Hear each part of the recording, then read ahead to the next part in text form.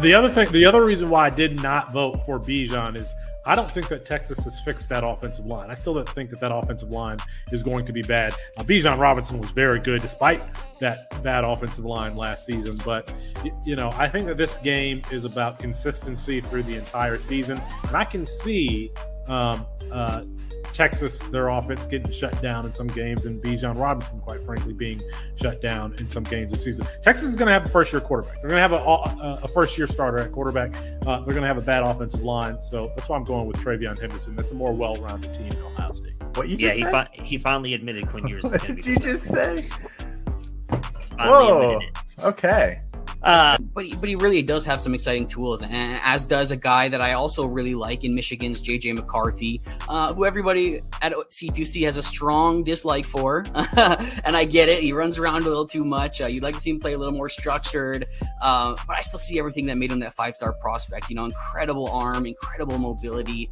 I think Stephen Fuse on Twitter even had him clocked at 21 miles per hour on one of Blake Corum's runs. So he's got the athleticism, compact motion for his release. It's very quick. There's just a lot to like here. There's a lot of tools, and I understand that McNamara took them to the college football playoff, and he's likely going to start the first week. But I honestly think McCarthy gets on the field this year for significant snaps. Whether it's down the stretch, whether they just need a change, whether he sparked something, whatever. I just don't know how you can keep a talent like that bottled up. And I really think the main thing that's hurt his development is being on a team that's been coached by Jim Harbaugh. But, I'm betting on the talent with this one. And I can't quit McCarthy. Well, you should. Friends don't let friends draft JJ McCarthy. Oh, come on, man. Toxic. But anyway, Quinn Ewers is my next one here. Texas quarterback, transfer from Ohio. I don't really want to, this has already been talked about a bunch, so I'm not really going into much detail here. He's going to be slinging the ball. Don't let Felix Sharp tell you about, I haven't seen one wow throw. We'll see it week 1, week 2. I'm not worried about it. I'm not worried about Archie Manning next year either. Just because he has the last name Manning doesn't mean he's good at football.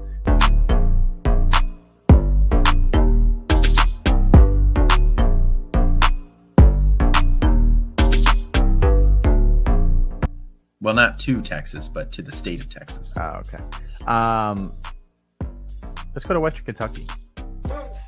Big news out of there this morning. I don't know if it's quite official yet. I've heard some conflicting reports on this. But Jarrett Doege is apparently has entered the portal or will be entering the portal, or regardless is not going to be the starter at Western Kentucky to start the year. It is going to be Austin Reed.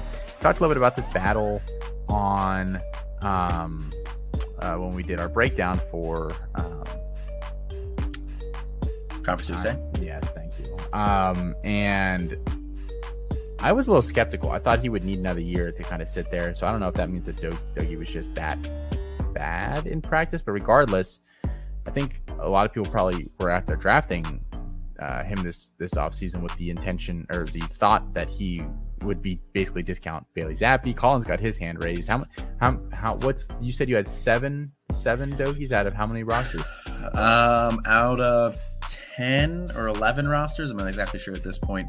I have 7. So I drafted Doege a lot this year.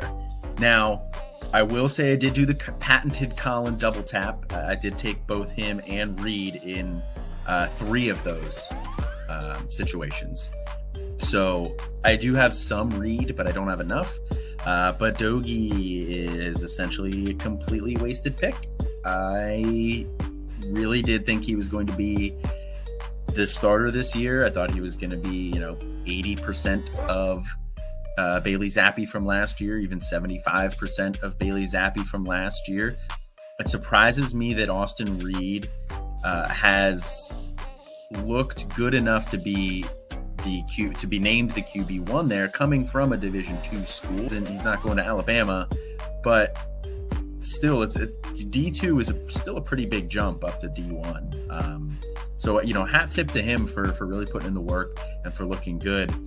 And I think this maybe also says that Doge's just not very good. I mean, it's pretty soon, so definitely check out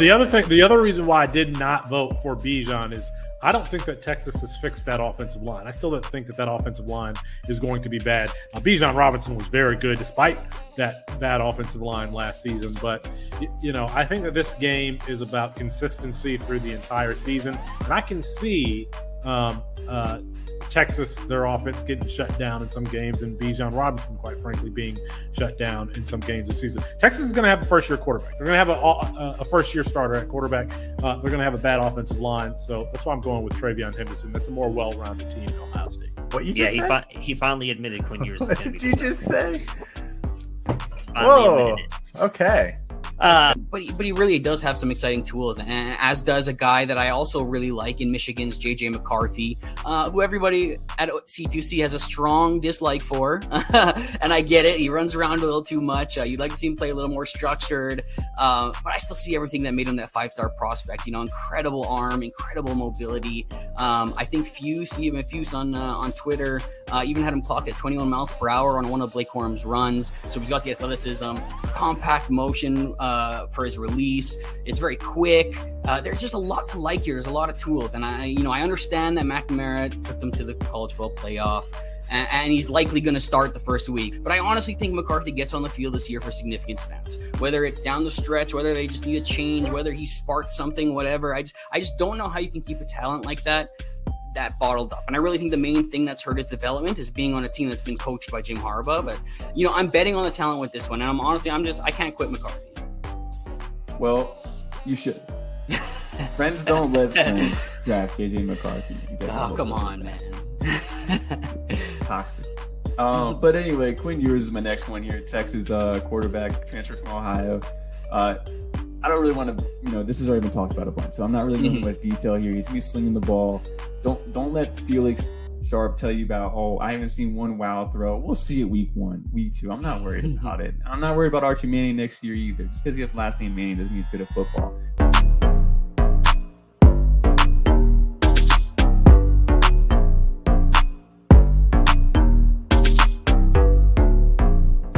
Well, not to Texas, but to the state of Texas. Oh, okay. Let's go to Western Kentucky. Big news out of there this morning.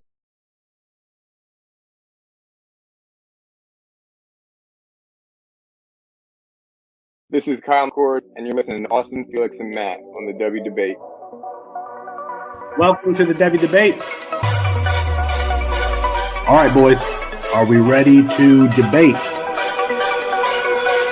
Austin, you tweeted something earlier. You tweeted your running back rankings. Explain yourself. Boy, that escalated quickly. That really got out of hand fast. Who jumped up and That's Austin Mace. Who is going to be that guy? And for me, Bijan Robinson is still going to be that guy. Back to the ground with Robinson, who spins and then tries to bounce it. A stiff arm, another one as he rides it, keeps his balance. They're going to say he stepped out, but I'm Felix Sharp. I know you didn't think that we would get through this episode without mentioning the name one Zach F. Wilson. Screener draw. Wilson is going to uncork for the end zone, and he drops it in beautifully. And it is his roommate Dax Milne on the touchdown. That's Matt Bruning. G. Scott Jr. Obviously, I waxed poetic about him on the last episode, so I won't do that again here. And this time it's Fields on the carry. Watch out! Justin Fields. Hello, Columbus. 51 yards. Bruning, are you ready to go head-to-head with me? I am. Got to get my popcorn out here. Hold on. Got to continue. I got it. Kyle McCord is going to end up winning the job. He's going to be rated higher. Well, I'm not nearly as passionate about what I'm about to talk about. Our apologies because Herbstreit ran out of time. We'll get him rescheduled soon. And for Matt Bruning and Austin Mace, I'm Felix Sharp. Good night and good luck.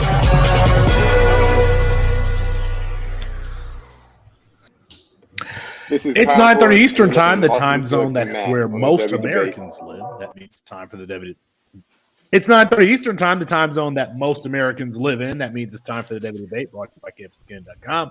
That's Matt Bruni, that's Austin Nace, and Chris Moxley, and I'm Felix Sharp. On an obvious version of tonight's show, the Division II quarterback that you need to roster, a potential first-round wide receiver goes down with an injury, and we check in on some quarterback battles. But we start with the Expo, gentlemen. We went down there up there for me to Canton and had a good time. But before the Expo, we had gotten into an argument in the Campus Canton Slack channel about who would win in a race between three of us here. Matthew, Austin, and myself. We even posted on a poll. There was an argument regarding who would come in first and who would come in second. And so we went to the Expo. There was an event at the Hall of Fame at the stadium there. And Austin, I'll let you take it from there. Why don't you go ahead and pick it up from there? Oh no, Austin froze. What happened? Perpetually playing defense against the show. You toss it to your teammate, bounce pass right out of bounds. Listen, you all get mad at me when I sit here and monologue, so nobody else wants to talk about what happened? Chris, I wasn't there, so I can't tell you guys what happened. I saw the video. Because you're scared. It was not because I was scared. Y'all couldn't wait 3 minutes. I was walking on to stadium there.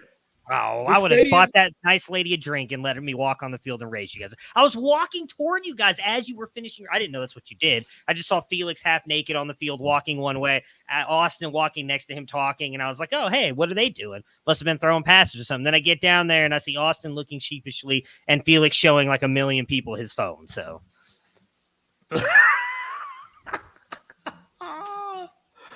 all right. So, yes, there was a race. 50 yards from the goal line where they play the Hall of Fame game to the 50-yard line. And I beat Austin by what? I don't know, 3-4 steps. I mean, yeah, that sounds right. It wasn't particularly close. And Matthew wants to smoke also. But, we'll have to meet up again and see what happens. Not great times, by the way, for either of us. Notably, after Matthew saw the video of this race, his reaction was, "Oh, now I wish I'd been there because I know I would have won." So I mean, I didn't tell you guys to race without me. I was on my way. I was making my way down to the field. I apologize. I went and visited family. It's important to me.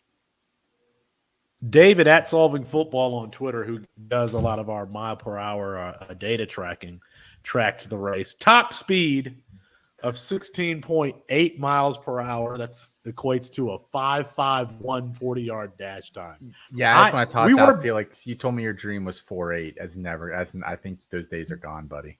We were barefoot. And it was bad coverage, bad video. I could run a 4.8. If I train for it next year. For how long? For next year, watch. We'll see.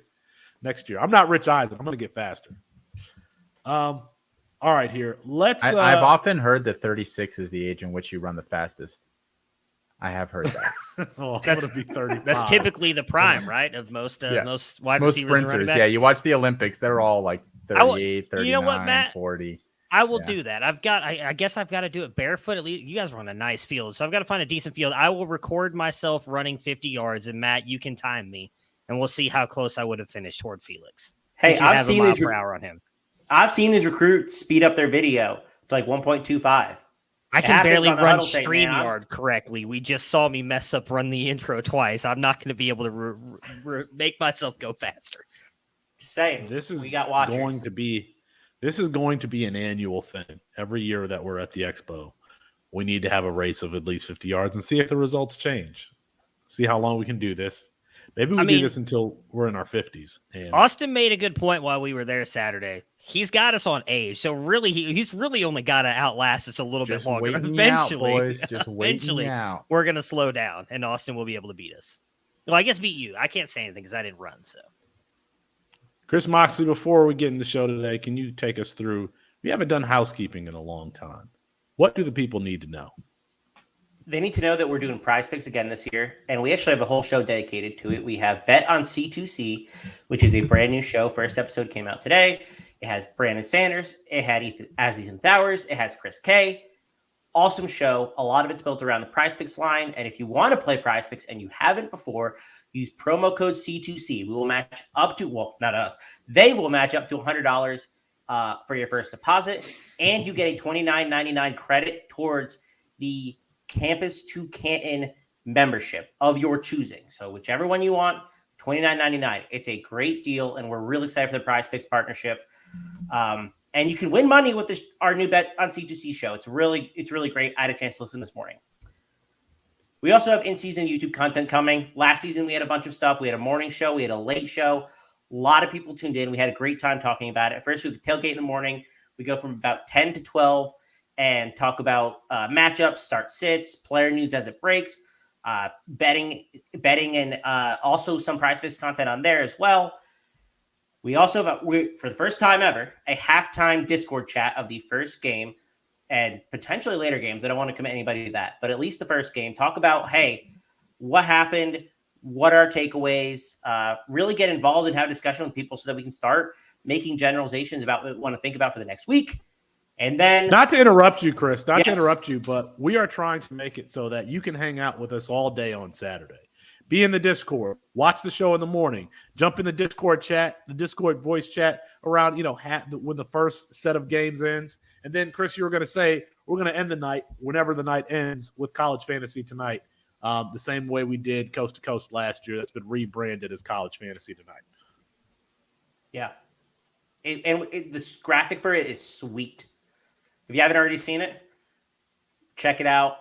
It's going to be really exciting. And Felix runs that, and it's gonna be top production value show. It'll be good stuff. And of course, rate and review. If you want to help us, if you want to help Campus to Canton grow, help us get our voice out there. Help us reach more people. Give us a 5-star rate and review, and let us know who you think would. Well, we already know who's going to win in a race between me and Austin. Let us know who you would think would win in a race between me and Matthew.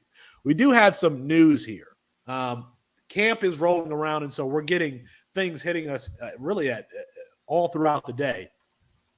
Jared Doege enters the transfer portal.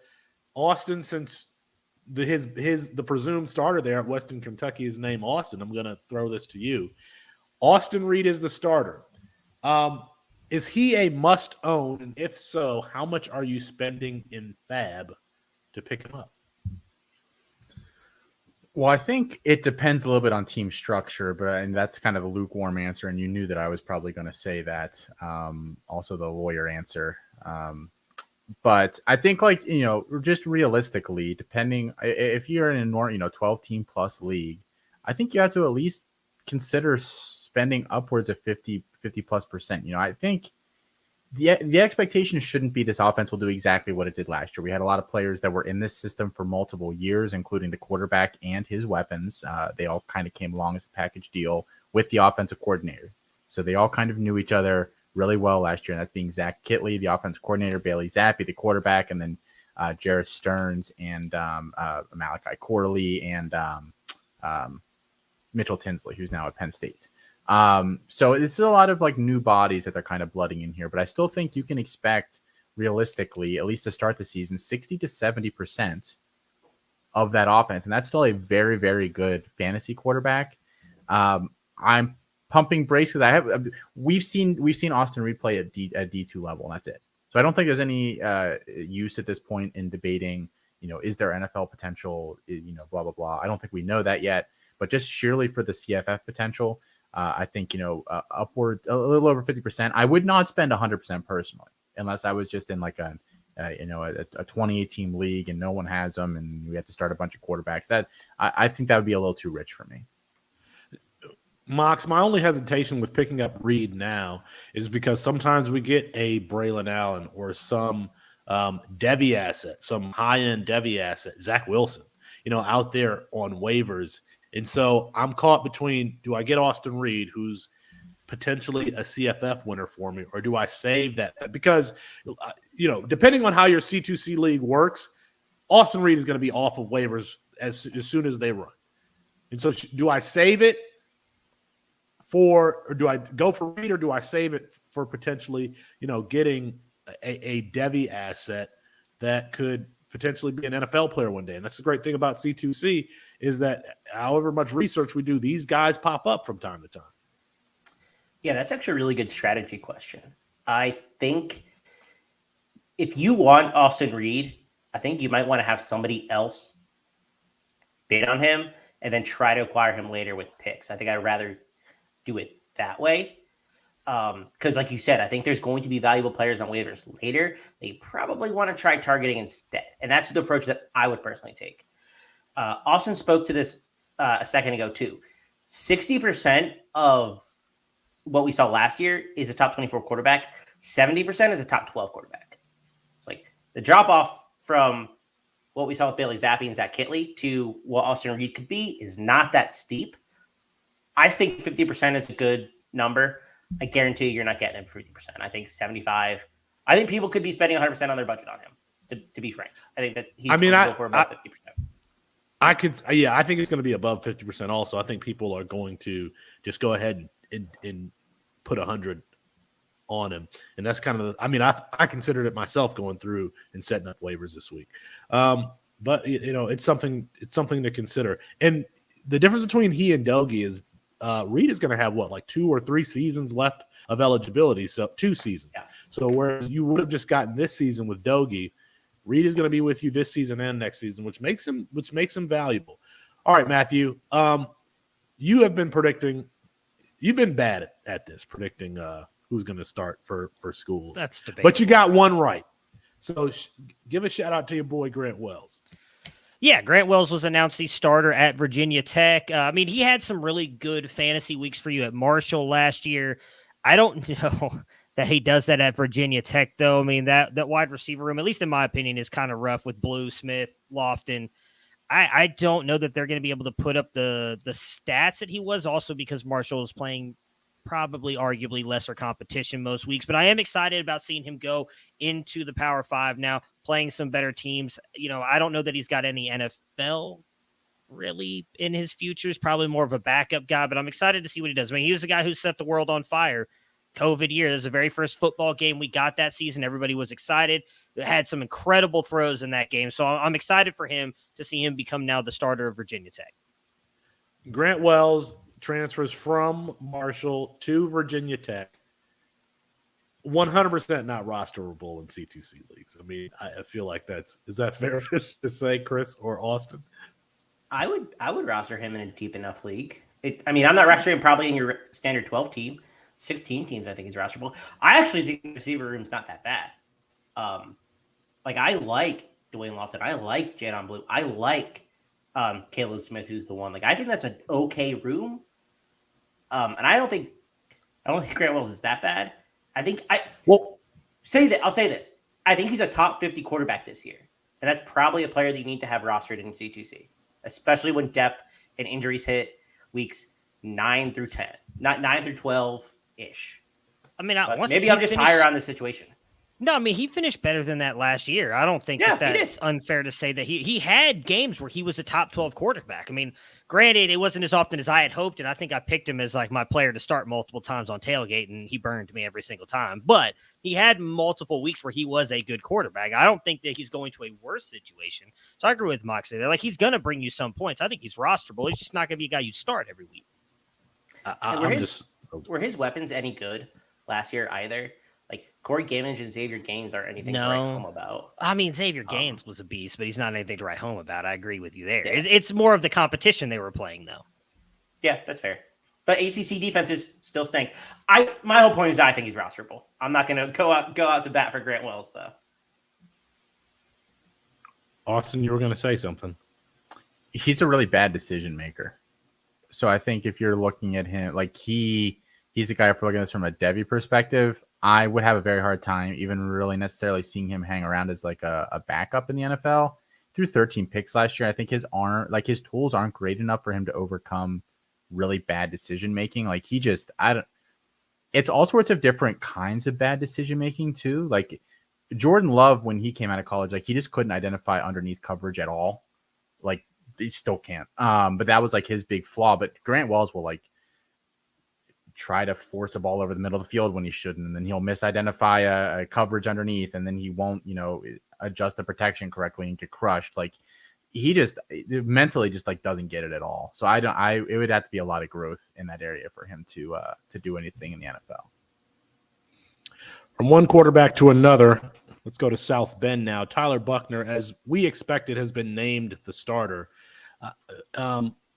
We saw, I mean, he was a line leader in stretch and calisthenics. I mean, there's a highly touted recruit. We thought that this was going to happen, Chris.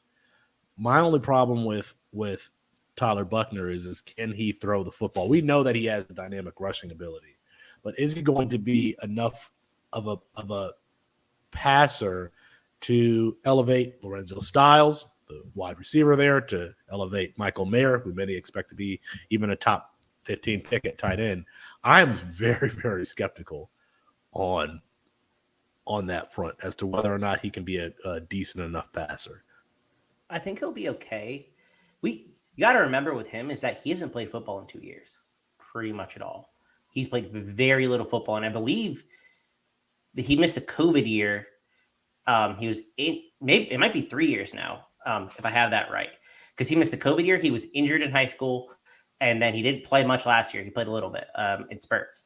But I mean, this guy who hasn't played a lot of football, so I expect him to be poor, to be honest, to start the season in the passing game. He last played meaningful football as a sophomore in high school. That's the last time he played meaningful football. I mean, he played a decent amount of snaps last year. He wasn't a regular starter, but he did come in packages and everything last year. Yeah. He designed packages where he was rushing mostly, and so I mean, he threw a couple passes. I actually think he had a big touchdown at one point, but I think a lot of that was yak. I don't remember exactly, but I worry about him earlier in the season. I do think he's a good player. I think he will adjust later, but at the beginning of the season, he's going to be relying on his legs. And I think the Avery Davis injury is really tough for him because he was one of the only receivers you could have in that offense that could provide something for you, at least at this point.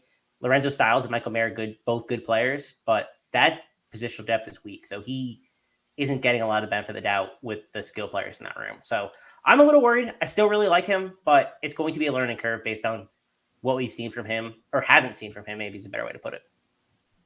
Yeah, I mean, he has some of the best rushing ability in the country. Do we see him like taking this season to announce himself as a superstar, at least in college football? I think superstar is strong, but I do think he's going to produce with his legs. I mean, David on our recruiting team is a big Notre Dame fan. We kind of shot down the fact that we think Brian Kelly's the guy who runs his quarterbacks, and then he proved us wrong, saying that Brian Kelly actually runs his quarterbacks a lot more than we expect. I think Tommy Rees is going to do that as well.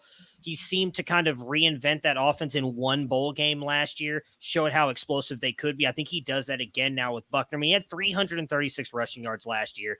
To quote or to point to Moxley's point about him being a little bit poor. I mean, he only had 35 attempts last year and he threw 3 touchdowns and 3 interceptions. So, I mean, I think that's going to come with it this year as well. Like when it comes to passing, you're not going to know what you're going to get out of him. But I think because of that and how I think this Notre Dame team takes a step back to compared to what they were in the past couple of years with that defense, they're going to be in closer games. I think they're going to rely more on his legs, which makes him a fantasy asset for us. But I don't know that he reaches superstar level. I think he finishes probably closer to QB 24, maybe just outside top 24 because of his rushing ability. Here, I have a quick question about him, and it's similar to the DJU situation that we saw last year. Their first game is against Ohio State. If he comes out and he gets shell-shocked, I think Ohio State's defense could be much better this year. If he comes out, he throws 3 picks, maybe a touchdown, maybe he doesn't throw a touchdown. Like, is that just a confidence killer, similar to what we saw from DGU and the entire Clemson offense last year? Like, I think that's a little bit of a risk with him, especially a guy who hasn't played a lot. Like, that's really, I think, something at least to consider. I don't know if it's a huge deal. I don't know anything about his mental fortitude, but we've seen it happen before. So we've got a new defensive head coach, a young head coach, does not want to get embarrassed in week 1. I think we're going to see bubble screens, hitches, read out. I think that Tyler Buckner might throw the ball. Like if you gave me an over-under on pass attempts, let's say 25, I would definitely take the under on 25. So I think that they might try to hide the ball a little bit and do a lot of safe things because that's what coaches are do naturally. And when you're a first-time head coach, a defensive head coach, I just think that the game plan is going to be very, very conservative. Even though, Tommy Reese is probably his peer, I just think that collectively they're going to be like, all right, let's not go get the doors blown off of us playing Ohio State.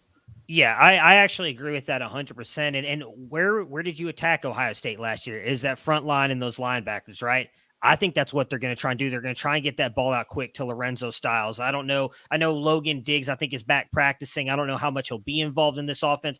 I think they're going to try and run the ball at this Ohio State defense because I'm not quite as bullish on them as Moxley is on them bouncing back to this great defense. Anywhere Jim Knowles has been is an incredible defensive head coach, but it always takes him 1 year to get that defense in shape. Everywhere he's been the first year, it was still not a good defense. Granted, he's coming in with some better pieces, I think, than what he had at Oklahoma State, but I'd be surprised if they jump up as high as a lot of people are giving him credit for. So I agree with what Felix is saying. I think they play it safe. What worries me, Moxley, about what you said is not even just Ohio State. Then they get 2 easy games against Marshall and Cal, but then they get North Carolina, BYU, and then a couple weeks later, Clemson. Like, he has got a pretty brutal schedule this year. I think if that Ohio State game doesn't do, I think there's multiple times this year that could really knock down his confidence if he doesn't have a good game. All right. Let's move on here to Texas. They lose their starting left guard for an offensive line. Their starting left guard, I cannot think of his name off the top of my head, but he is the most experienced of their returning offensive linemen. Started 10 games last year, was projected to start at left guard, and he's going to be out for the season. But they also lose Isaiah Nayor, who is a long, lanky, possession wide receiver who, according to the spring camp reports, it was right there 1A, 1B with he and Xavier Worthy as far as being involved in the offense. Austin, I heard you guys talk about this a little bit on Campus Life, but is that, I feel like that's a blow for a team that doesn't have much established depth at the wide receiver position outside of Nayor and Worthy. Yeah, I'm just more interested to see. I don't think the projection in terms of where we think the targets are going to go now, as simple as who steps into his spot. Because Ajayi Hall is out at least for now. Troy O'Meary, I know he's kind of a meme with us at this point, but I mean, you can't really trust him to stay healthy. I have a hard time believing a coaching staff is going to kind of put him in that role if they can't trust him to be healthy, and B, we don't even know what he looks like right now. He's basically suffered 2 season-ending injuries 2 years in a row. The other wide receivers they have on that team are all slot guys. Like Brendan Thompson was a 4-star this year, track star, very tiny. They have Savion Red, who's a guy that's gotten a lot of hype with them this year. He's like a Debo-ish kind of guy. He's not really like a big boundary guy, like possession type player. So I actually think the people that benefit from this most are going to be tight ends and running backs, actually. This might consolidate a little of the target share over to Xavier Worthy.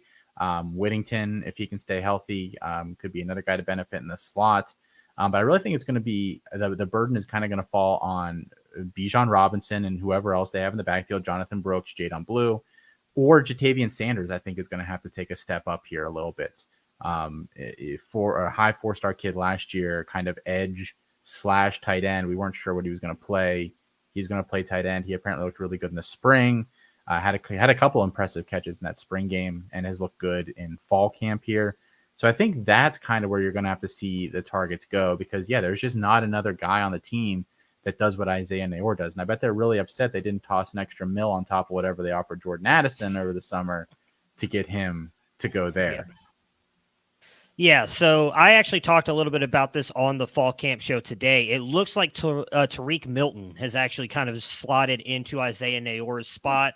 The other guys that have really kind of stepped up in his spot, according to the reports that I've read since he went down, was as Austin just mentioned, Brennan Thompson and Savion Red. Those are the other 2 guys who are really getting a lot of pub. They've got Hall listed as suspended indefinitely, so who knows if we even see him again at this point. And Troy O'Meary has actually been limited in practice the past couple of days, so I don't know that, as Austin kind of joked, I don't know that they're going to trust to throw him out there. So it does look like Milton has been the guy who stepped up into his spot, at least since that injury happened, whatever that was, Friday, Thursday. He's been the one that kind of stood up in practice. All right. Matthew, I want to move through this news here. Ohio State's backfield takes a hit, and Evan Pryor, somebody who can kind of get in space and be elusive, and so he is out for the season with a knee injury, I believe. What do you think the impact is going to be on the team there? I think that's big for him specifically. We've talked a little bit about this earlier in the year, as much to his chagrin as he just left. Probably why he left, because he knew what's about to come. Evan Pryor was actually, according to a lot of reports, playing better than Mayan Williams. He came in this year bigger, stronger, faster. I know, a major shocker. What does he say? I am shocked. Shocked and whatever. Felix always says so. But now that he is injured, that really just props up Mayan Williams, and that gives Dallin Hayden a shot too. They've talked him up a little bit about how explosive he's looked. Those are the only 3 running backs they have, so I'm going to be very curious to see how they use him. I do think once they get up in games that Henderson is definitely coming out now, and they're probably going to rely more on Williams and Hayden. But I do think it's bad for Pryor, because I think he is probably, in my opinion, as much as I like Henderson, I think he's the best pass catcher out of all those guys. And so to see him kind of take this knee injury now when he was vaulting himself up on the roster really kind of sucks. He's muted. We can't hear you, Felix. Classic. Still muted. Still classic. I don't know. Okay, here we go. I don't know why this show loves to hate Mayan Williams. I don't know why this show continues to deny that Mayan Williams is a good football player. Last year he wasn't going to start. This year you got Evan Pryor was playing better. Whatever. He lost that job immediately. Does he want a participation trophy? He's a 3-star prospect. Travion Henderson was a 5-star prospect. I mean, duh. Yes, he did. But Mayan Williams is a good player. He's an NFL player. Are those the goalposts moving that I hear? I'm sorry. No, I missed that. They're not. I said all year that he was going to start, and that's exactly what happened. And he led the Big Ten in yards per carry average. Which is meaningless, but okay. Matthew, any other QB battles that we need to talk about here? Oh, what about your boys down in Texas? I feel like you glossed over that one.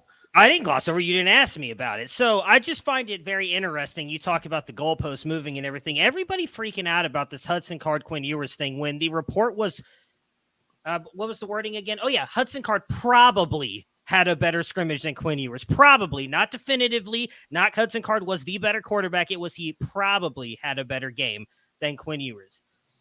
It is interesting regardless. He has been playing with when they've been on 11-on-11, it has been Card. What I find interesting, and Felix, you'll probably be the one who can tell us if this matters. Whenever they get down in the red zone, though, every time they pull Card out and have Ewers come in, they do not have Hudson Card run any red zone stuff. I don't understand that. I don't know what Sark's doing there. But this weekend seems to be a big weekend for a lot of these teams that have quarterback battles. This is, excuse me, for a lot of these teams, apparently this is going to be their last weekend of scrimmages.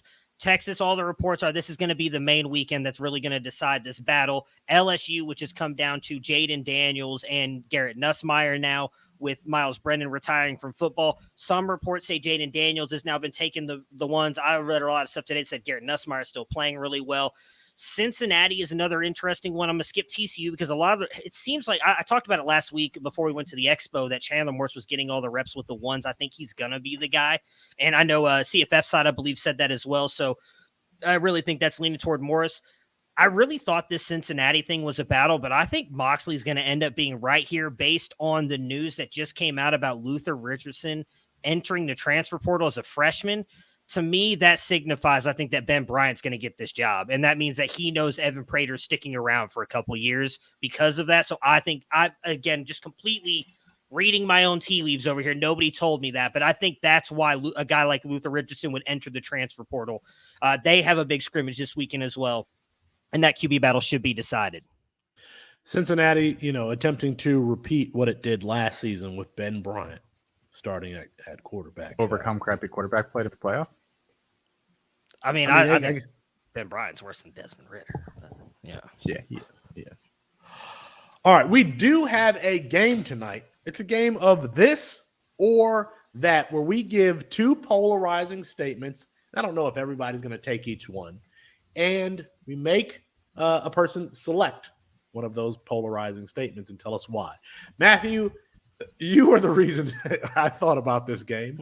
Got the creative juices flowing. This first question is for you, sir. Yes, for you.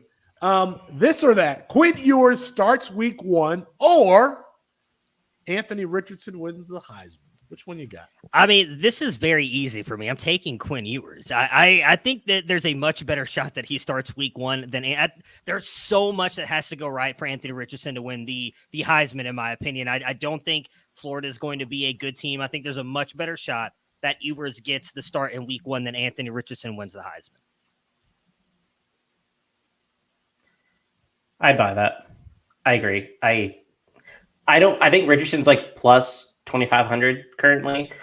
I would put Quinn Ewers' chance to start at like 70, at least 70%. So I'm going to put those odds for sure. 70%. Not even getting all the reps with the ones, but we're putting it at 70%. Okay. I feel like we're going to know. We just saw a rash of transfers as soon as quarterback were named starters this weekend. We just saw it at Western Kentucky. Would anybody be that shocked if they're making it as close as they can so that Hudson Card doesn't leave? I think there's a lot of strategy there. I feel like there's been 2 guys on this show saying that exact same thing, and I'll narrow it down. They're not the 2 guys sitting at the bottom of the screen. So I don't know if that makes any sense. According to at least one person on this panel, it doesn't make any sense. But to me, that makes a lot of sense that they're playing defense against Hudson Card transfer. I got it. So we're giving all of these number 1 reps to the guy we don't intend to start. Multiple schools did that same exact thing last year, right? Like, so did Texas. Schools did that last year. So did Texas. Yeah, and then who ended up getting the job? Hudson Card. They split the reps last year when everybody, including yourself, was Casey Thompson's going to be the guy. Casey Thompson's going to start. Casey Thompson's getting the ones. And then who did they announce on opening day was getting the start? Hudson Card. So let me ask you this: If Quinn Ewers does not start game 1, play 1, down 1, are you taking that as an L or no? No, because I've never said that he has to start week 1. Now, I have said he's going to finish as a top 10 QB. That's going to be wrong if he doesn't start week 1. But we've also discussed why it makes sense for him not to play the first 2 games. He's going to get murdered by Alabama. Now, I will fully admit, if he doesn't start until week 5, then yes, I will take the L because I fully expect him to start no later than week 3.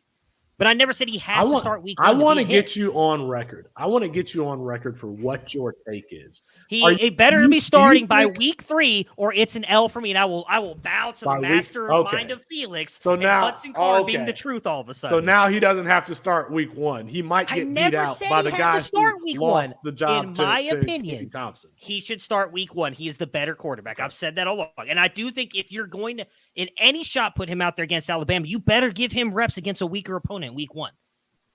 But if they don't do that, I do believe he starts week 3. Austin, I hope we're not bothering you here tonight, but this is my question for you. This or that. G. Scott scores 2 touchdowns, or Kyle McCord plays 2 full quarters this season. This is interesting because for both of these to happen, it has to be a blowout of some sort. Give me McCord playing 2 full quarters. Because I know the rumor has it that McCord has looked pretty solid in practice compared to the other backups there. So I think there's going to be games, where they get up 55-6, and I think you'll see McCord. So I think McCord, it's much more likely. I don't know why everyone thinks that G. Scott's now going to be a thing at tight end. I just don't really get that personally. But Ohio State doesn't use their tight ends. Why would we ever think that he's going to do anything there?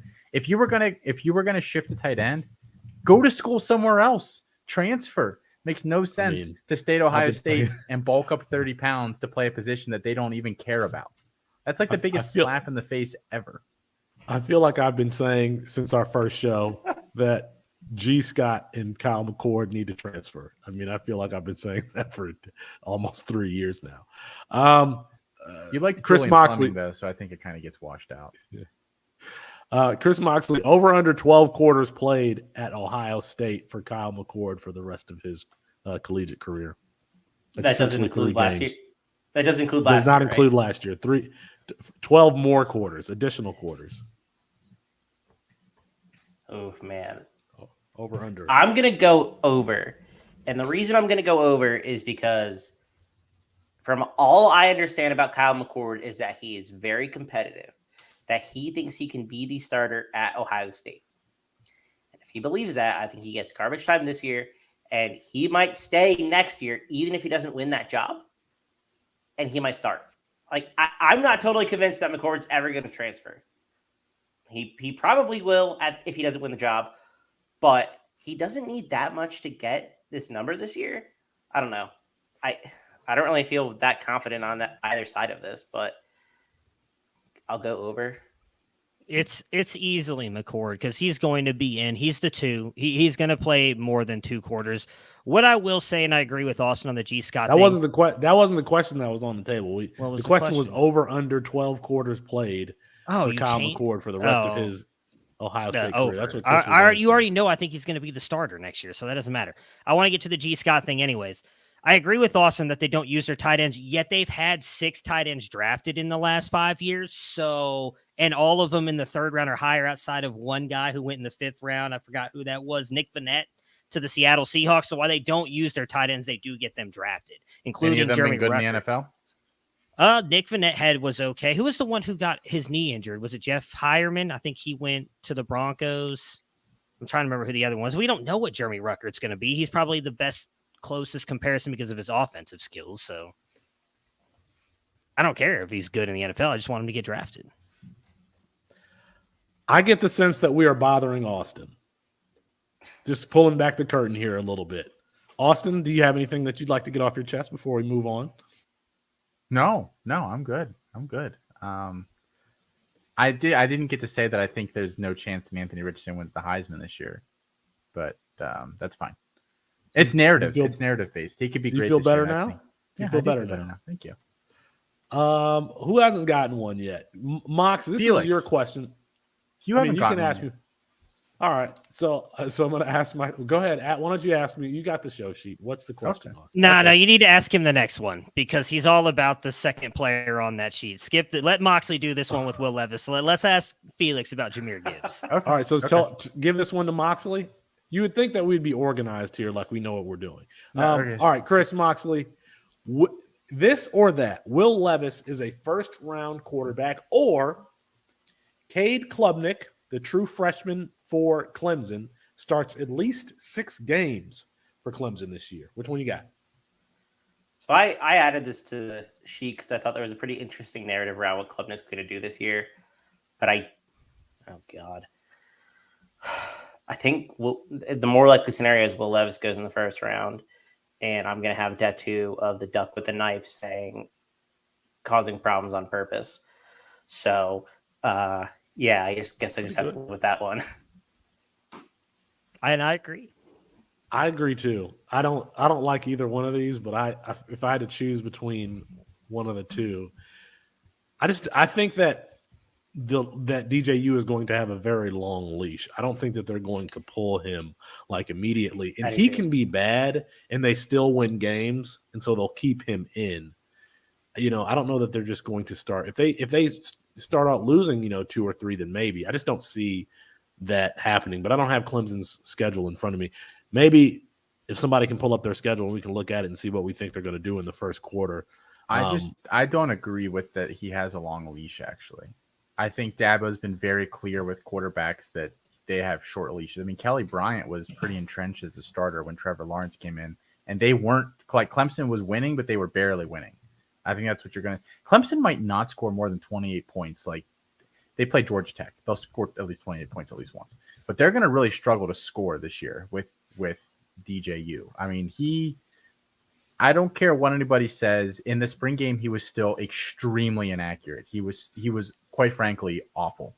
I don't care how he's looked in practice. We saw him in a live setting. He was terrible again. I think if he's bad for 2 or 3 games, he got pulled last year for Fomachon, and Fomachon stinks. I really think that if he's bad and they're barely winning, Klubnik comes in because they have aspirations of ACC championship, playoff, they can't do that like that. I think it's a recipe for disaster. Where I slightly disagree with you is that's a completely different situation in the fact that Trevor Lawrence was the number one quarterback in the nation. Wasn't Klubnik the number one quarterback in the nation? No, he was not. Was he? Yeah, by but one? Was it by 24/7 Kelly Sports? Bryant is not DJU. Yeah, I know everybody keeps using that one scenario, but nobody's talking about Cade Klubnik being anywhere close to what Trevor Lawrence is either. Like, you may be right on he has a short leash, but also Felix asked for the schedule. Okay, what's the hard game? NC State in week 5? Like, they're probably not going to have Wake Forest. Yeah, so that's it. That Wake Forest probably not going to have Sam Hartman. And then after that, Notre Dame. Like, they don't have a hard schedule. So I don't know that they just throw Klubnik out there. I don't. I'm not 100% sold on DJU is going to be as bad as everybody else thinks he is. I don't think he's great, but I think he's going to be somewhere in the middle, which is why I think he holds off Klubnik. I know that what Moxley and Felix just said to me, we're obviously on the wrong side of that because On3 has Cade Klubnik predicted as like a freshman of the year, as one of their all-American freshmen. You've got to get on the field to be an All-American. So people clearly think he's going to play. I don't think that's a fair comparison to make using the Kelly Bryant, Trevor Lawrence thing. Like everybody has been using it. It's, in my opinion, a different scenario. Because they also had national championship leagues. Yeah. I'll also add that the thing with Klubnik is so Clemson lost to NC State last year in overtime. If they lose again, and that game is in Death Valley, I don't know that DJU is coming out of there. If DJU is the problem, I would be kind of surprised. Well, it ain't going to be That's defense, the game. So. That's the game. Yeah. So if DJU throws 2 picks, no touchdowns, and like 120 yards, like next week, Cade Klubnik starting, especially if they lose. And I think there were not a bunch of games where he threw for more than 200 yards last year. Cade Klubnik, 5-star true freshman quarterback who won the Elite 11 competition last year. So pay attention to what that quarterback room is looking like as the season unfolds. It's something that we're going to be paying attention to. Comparatively speaking, I just want to throw this out real quick. DJU was about the same quality of player as Spencer Petras was last year, the quarterback at Iowa. Yeah. Would you have Or any worse. problem benching Spencer Petras for Cade Klubnik? No, you wouldn't. Different But scenario. Way more that goes into it. Than that. Iowa is not anywhere close to what Clemson has defensively competing for their division. Like you're also saying a lot and just taking a true freshman. Granted, I know they say he's like this unspoken leader in the locker room and this great guy and all that other stuff at Clemson right now. It's completely different throwing that guy out there. We have not seen those guys necessarily succeed. Even Caleb Williams, yes, came in, saved him in the Texas game.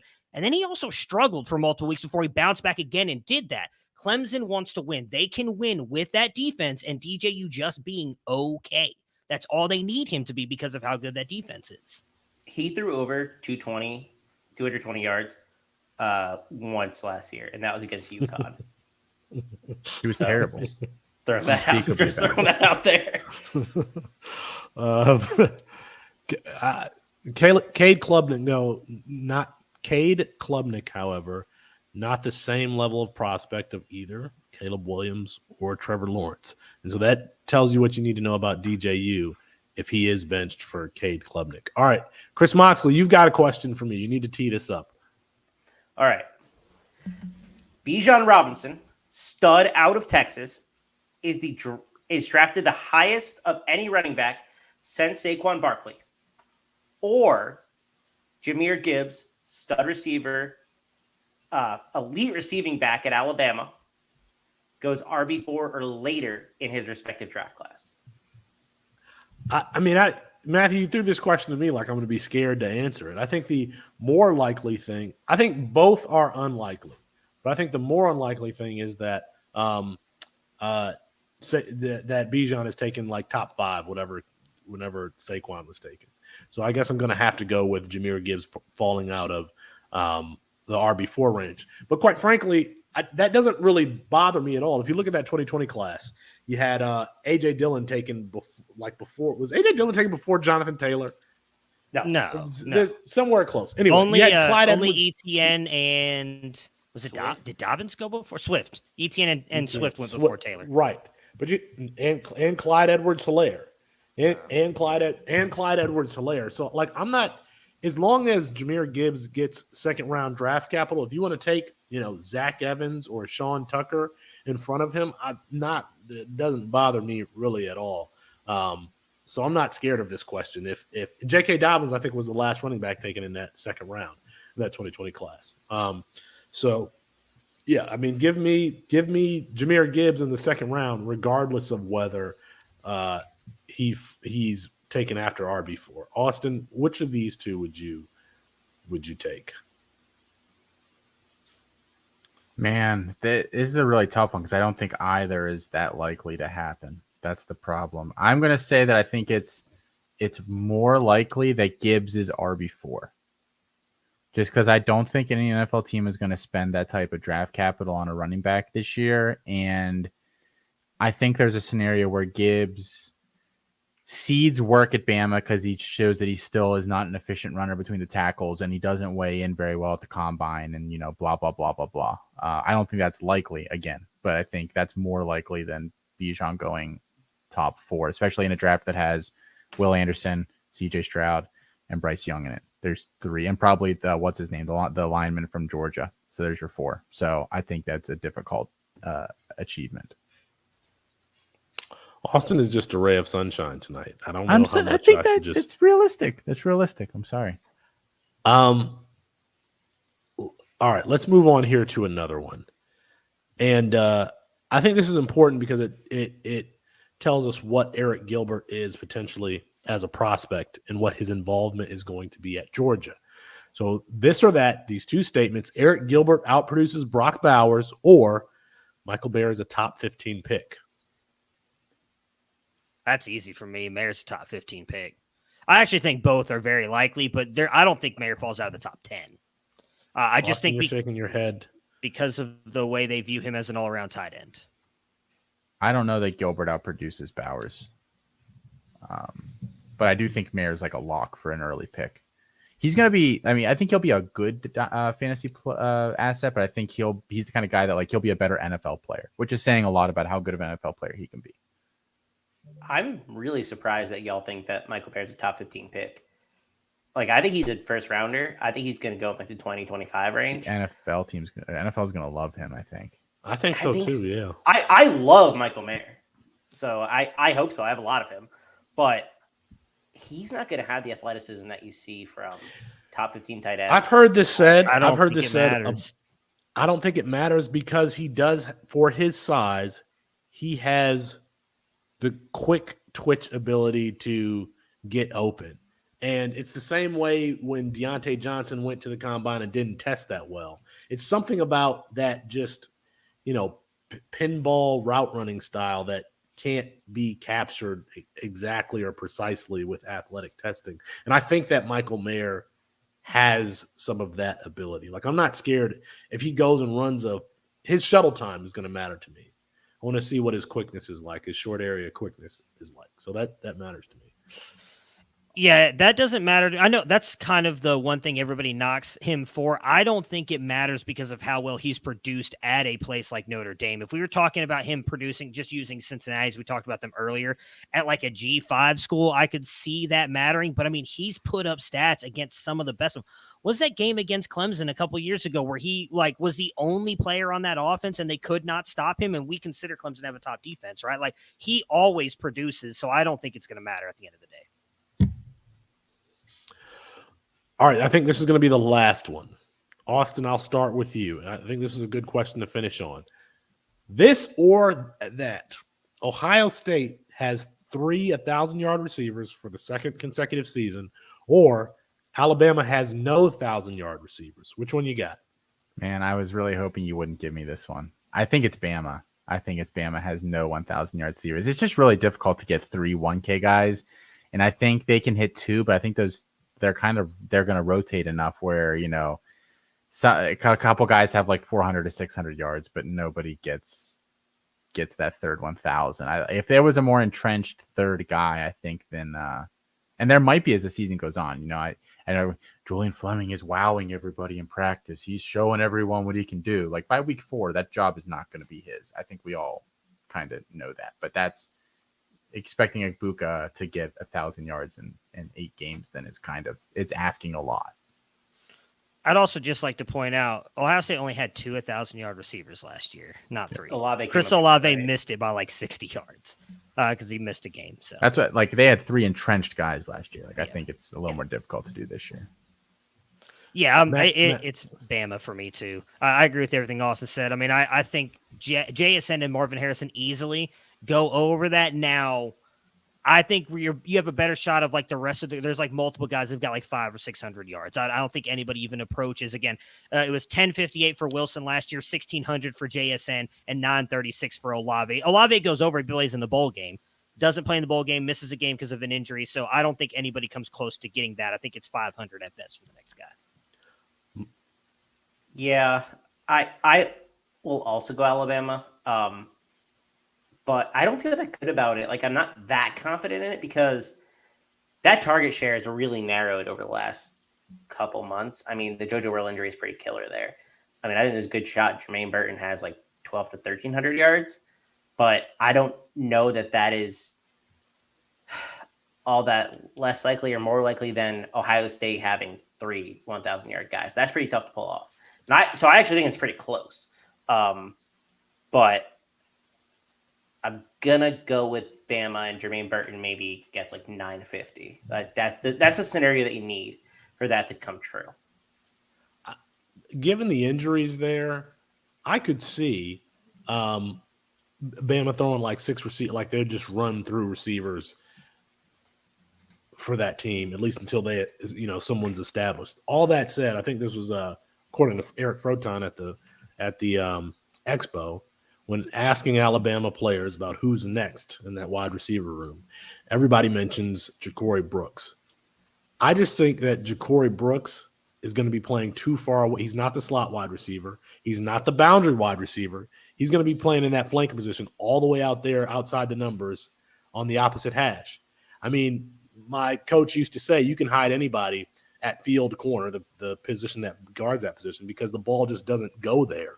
It's just and Bryce Young doesn't have the best arm to be thrown out there to that flanker position. So I think that it's going to be Jermaine Burton, who's the closest on 1,000 yards. But if you have a whole bunch of other players with 300-400 yards, 600 yards receiving, I could very easily see that. They brought in a ton of guys this year, a ton of freshmen, and we have to see how that's going to shake out. All right. Make sure you check out all the content around the Campus to Canton family, including the website. We're doing conference previews right now, so you can check those out. You can also check out Ethan Sowers discussing Week 0 prize pick options. So check that out. You can find this podcast on the Campus to Canton podcast channel, along with Canton Bound, Campus Life, Fantasy Roundtable, the official BetC2C, the Hero RB show. I feel like I'm missing something there. But I'll figure it out next week because that's going to be our show for tonight. Apologies to Kirk Herbstreit. We ran out of time. We'll get it rescheduled soon. For Matt Bruning and Austin Nace and Chris Moxley, I'm Felix Sharp. Good night and good luck.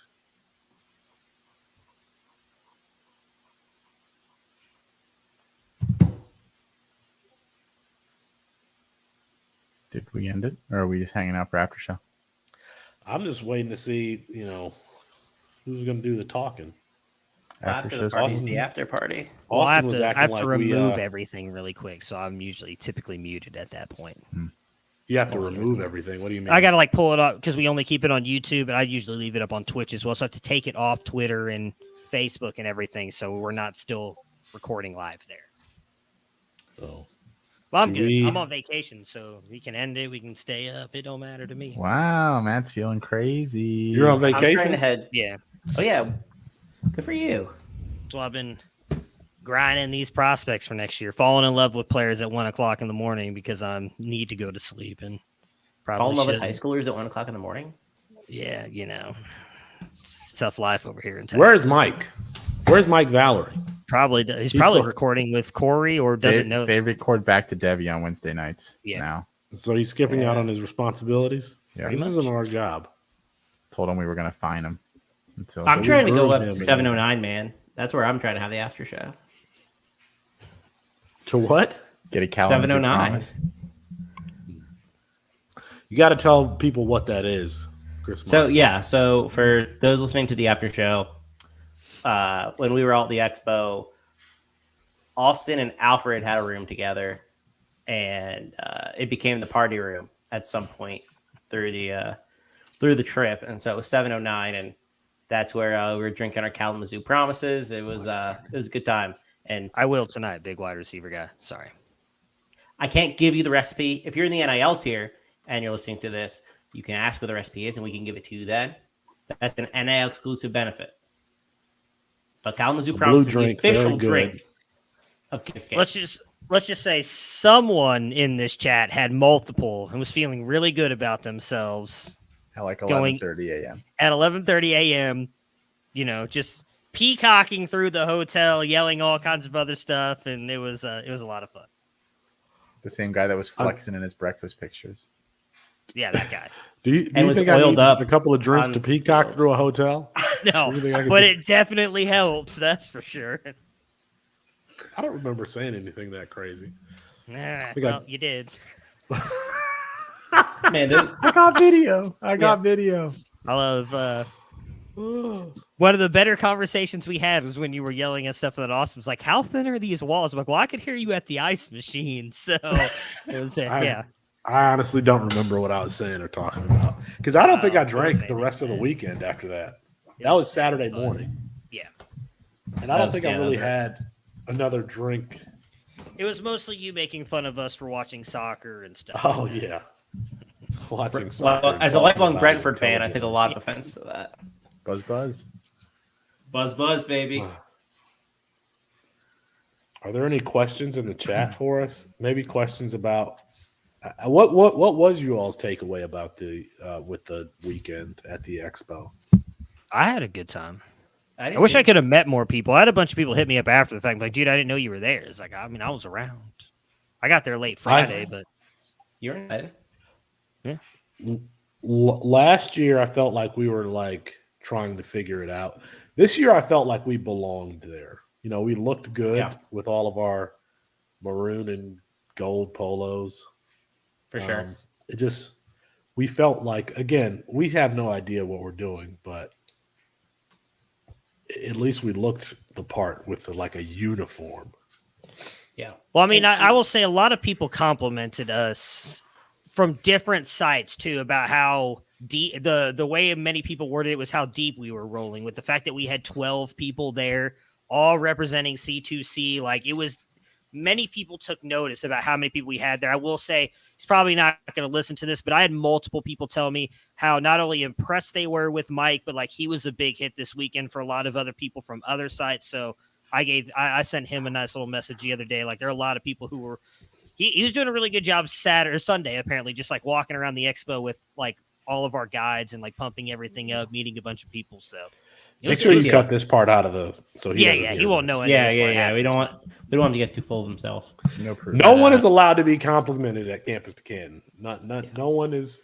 Not in a public space. There are no pats on the back. Not even in a private space. We don't. We have a firm rule. We just don't allow it. But yeah, that was great. Mike was there. Barnabas was there. I think we all met Jarek for the first time. Finally, he's not just a robot behind a machine. Yeah. He's actually a person, and he parties hard. For those who didn't know, Jarek goes hard. So I had a great time with everyone. Yeah, it was a great time. Like you said, we were rolling deep. And I mean, it was great to be around everyone because you're having these same conversations, in the chat and everything. But when you're face to face, it's personal and it's slap a lot easier. Yes. And we were very well represented. And I think that speaks to the guys that we have. I mean, I think we have really awesome dudes and gals who contribute here. And it was really exciting to meet a lot of them. Sorry, I don't want to be too complimentary. So So this won't compliment anybody at the site. It was actually really cool to meet people who are in like our Discord and everything that are subscribers that just came up and talked to us. Like Gump was there. There were a couple of people who subscribed to the site when they were there Sunday, meeting us and talking to us and that stuff, getting to learn. There was and I forgot his name. He just followed me on Twitter. I'll have to look it up. Who came over, was just interested in Devy. And he came over and started talking to me and Colin about Devy and like how he had drafted Spencer Rattler and just moved him. And now he's got CJ Stroud. And like, we were talking about like just strategy. Me and Colin were talking with him about strategy. And then he was like, well, what is exactly CFF and Camp Skit? We talked about that. And he signed up for the site right there. Like, that was really cool to just meet people like that, who we had multiple people coming over to the booth and like, well, what exactly does this mean? How does this work? And just so having those conversations was a lot of fun outside of just meeting everybody else. Like meeting some of the people in our Discord and the people that I just respect in the space and getting to sit and talk with them, follow up on conversations we had last year and how things have changed so much in a year too. It was just a lot of fun. Yeah, absolutely. I had a really, like you said, a lot of things have changed in the last year. And I had some really great conversations about where the space is going as a whole. I talked to Zach Reed at the Dynasty Dummies for a while, and we kind of talked about how what growth looks like and how this event's so fantastic. But I mean, I was even during the Kings Classic draft, I was getting to talk to these CFF guys, and it's just fun to see how much C2C, CFF, all this stuff is growing, and you can tell and you can feel the passion when you're meeting people from different sites, people that you respect, people that you interact with, people who have opinions that you listen to. It's really great to see that organic growth. And I think it's been bigger for the last year, and it's just going to the expo was fun for that, to see the same passionate individuals. It was a great time, I thought. For those who don't know, the expo is like, one of these business conventions where you have a table, a booth, you have a tablecloth that's very professional. You might have a product to sell. Well, last year, our first year at the expo, we didn't have a tablecloth. We didn't have our logo behind us. We didn't have anything. All we had was t-shirts. T-shirts sitting on the table. They were gone in like an hour. It was less than. I feel like it was less than an hour. It probably was. It ended up just being like a variety of us just sitting at the booth, just talking to people. Yeah, just talking at the table. They had no idea what our brand was. And this year, I think, as a brand, we are very recognizable. People still might not know what the game is or what we provide content for, but those golden C's, people recognize those golden C's.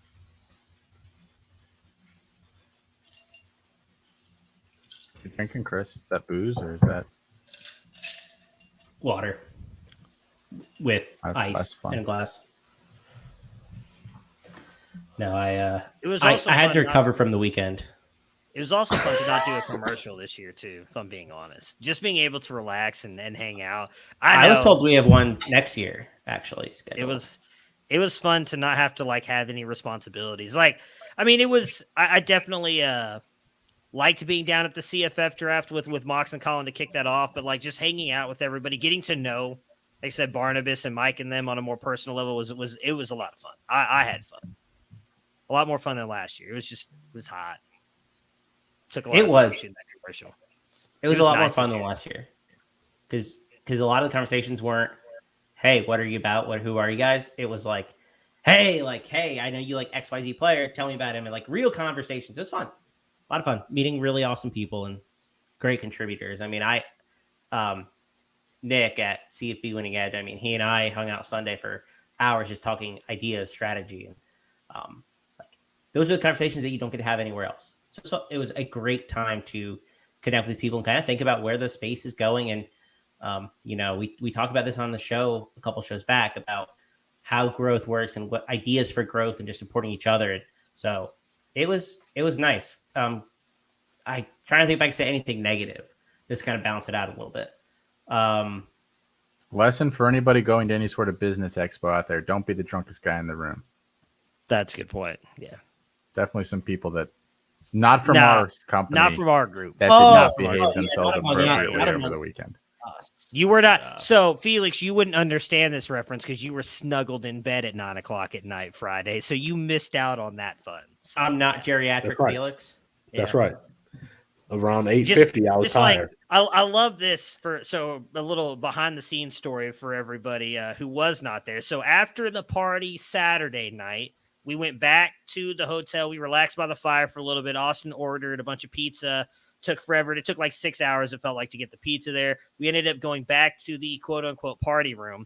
Someone here had like 3 pieces of pizza, and then pretended to be like, "Oh, hey, where's the trash can?" and then just walked out the door and never came back. And everybody's like, "Where'd Felix go?" I was like, "He's looking for a trash can at 1:00 in the morning." You know, he went to bed. We all knew exactly. You could just say you're leaving. You don't have to like pretend you're looking for a trash can. I found the trash can in my room. That's where I found it. Any other stories you want to tell before we get out of here? So Brandon Sanders is in the chat. He says, next year we'll kick Colin out and me and Mox will draft an elite squad. Do you know why Colin was there, Brandon? He was a great Because Chris co-pilot. was not really alive. So we kind of had to have somebody there. Like if Colin's like holding his chin up, like, here, drink some water. Chris was hurting. Well, how are you feeling? Right now? No. During the Kings Classic draft, how are you feeling? I'll be honest. It's just the after show, and I can say whatever I want, within reason, of course. So here's what happened.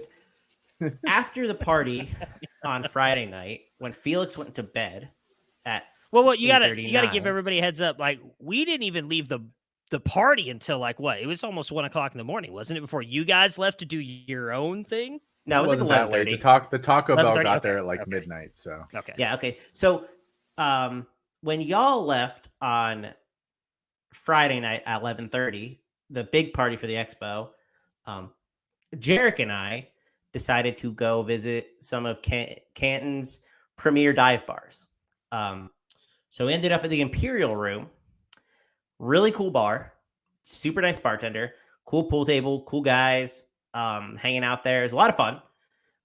So Jarek and I were there. Colin shows up at 1:30. We don't end up getting back to the place or the hotel till like 3:30. And many drinks have been consumed at this point. Colin calls me at 9:30, says, "Hey, are you up?" He also texts me, "Hey, you up?" Not sure what he's thinking there. But yeah, that's kind of what happened on Saturday morning. I had no idea that you all went out to like bars afterwards. It was not you all. It was just most of us. Colin. Yeah, most of us went back to the hotel and spent like $80 on Taco Bell and went and ate and relaxed. Only Colin, Mox, and Jarek went out to like 3:00 in the morning. It was a great time though. We were hanging out, meeting some Australian friends. Great time. Yeah. But that's why I was dragging a little bit on Saturday morning. Yeah, in case you were curious. I perked up a lot. Took a little while. You guys ready? Ready to call it? Bye. Yeah.